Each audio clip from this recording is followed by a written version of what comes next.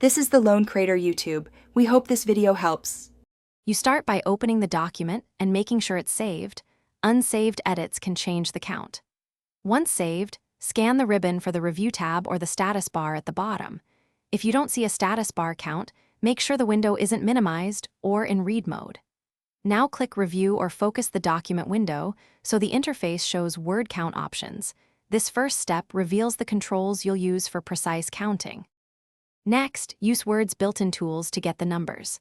Click Review then Word Count to open the full dialog that breaks down pages, words, characters, paragraphs, and lines.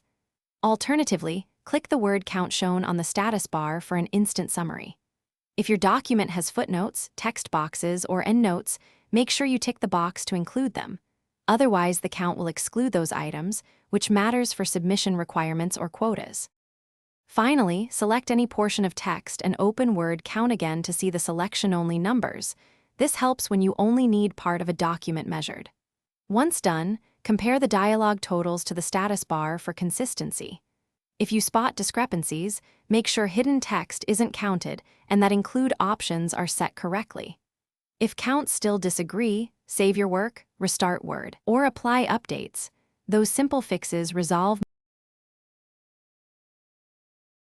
Thanks for watching. Consider subscribing if we helped you.